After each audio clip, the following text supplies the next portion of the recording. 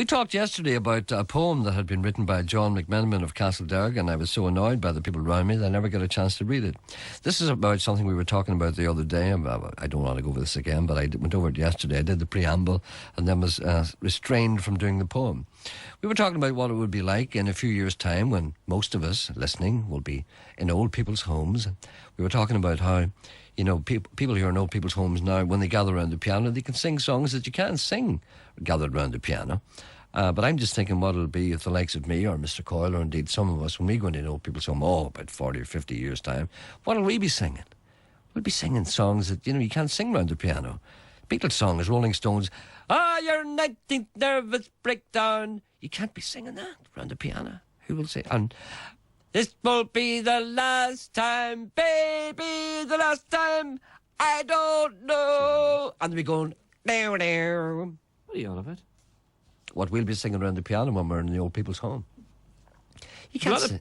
You can name me a song. What would be the worst thing you could sing? A lot of people object to you talking about that.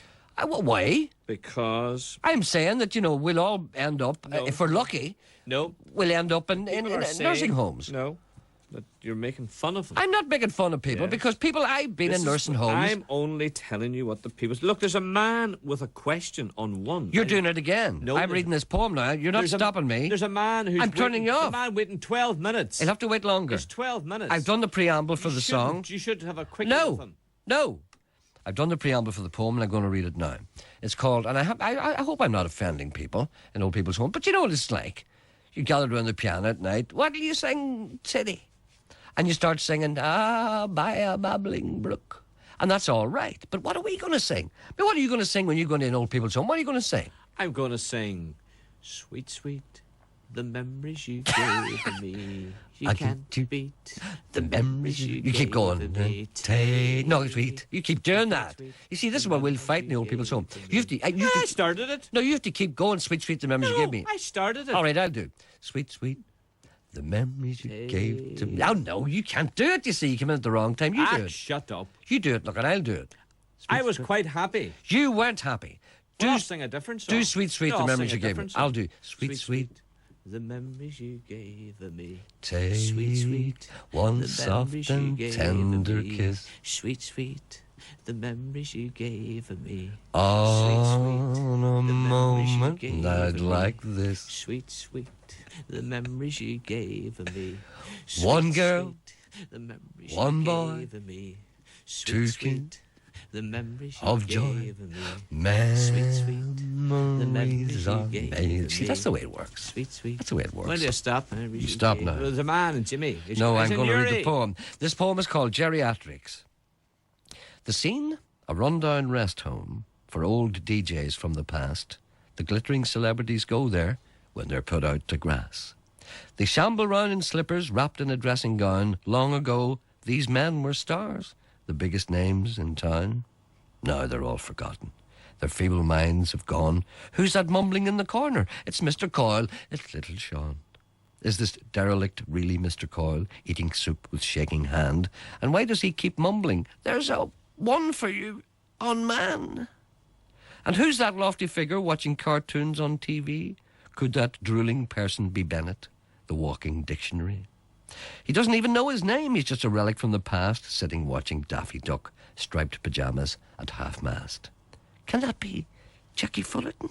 My God, he's lost his hair. He runs a comb across his dome. In his eyes, a vacant stare. A stick-like figure then appears. Don't they feed them in these homes? Sadie, Sadie, cries the wretch. My God, it is George Jones. A nurse puts on a record. Old George, he tries to dance. The nurse gently leads old George away to change his little pants. And who's that shrunken figure sitting in the rocking chair? Can that be Gerry Anderson, sitting there with vacant stare?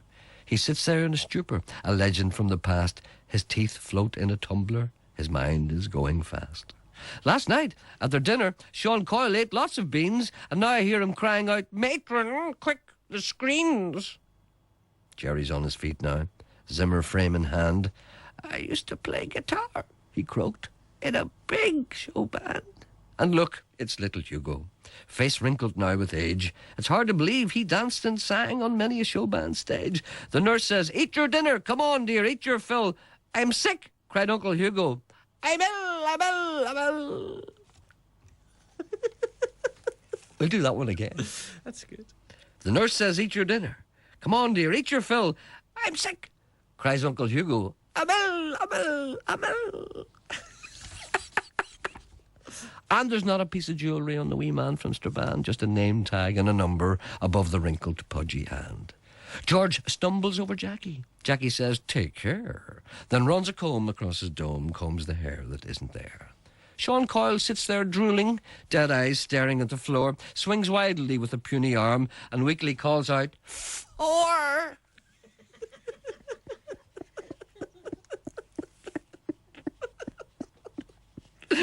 A nurse takes Gerry by the hand to lead him to the loo. Gerry doesn't make it. They're squelching in his shoe.